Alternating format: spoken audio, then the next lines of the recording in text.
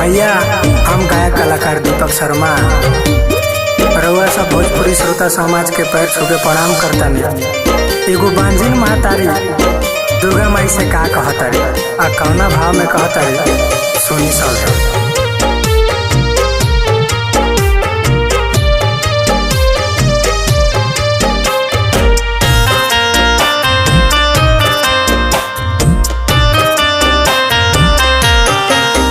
गोदिया में गोलालना माई दे देती निशानी, गोदिया में गोलालना माई दे देती निशानी।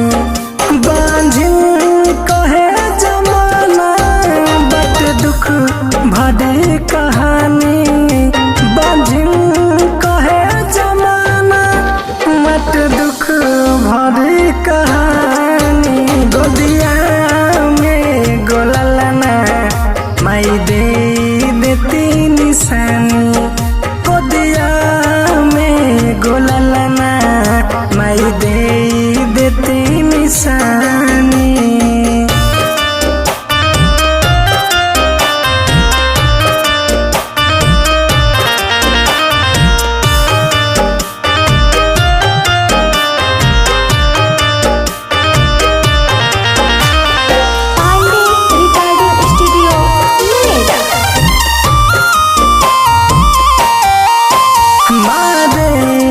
सभे तना सबू सहे के पड़ेला, मन भीतर भीतर रोवे चुप रहे के कहेला।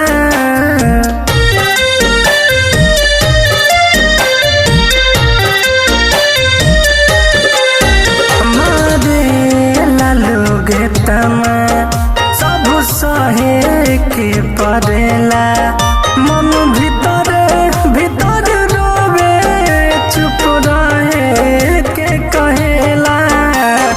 केहू पर ना बा भरोसा हम रउए के सब मानी, केहू पर ना बा भरोसा हम रउए के सब मानी। गोदिया में गोलालना माई दे देती निशानी, गोदिया में गोलालना माई दे देती निशानी।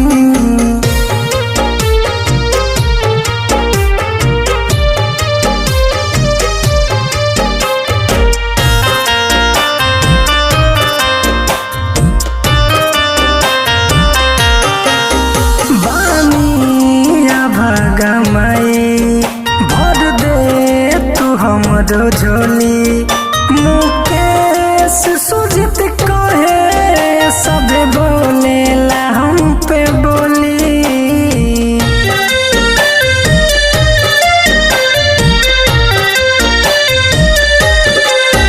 पानिया भागा माई भर दे तू हमरो झोली,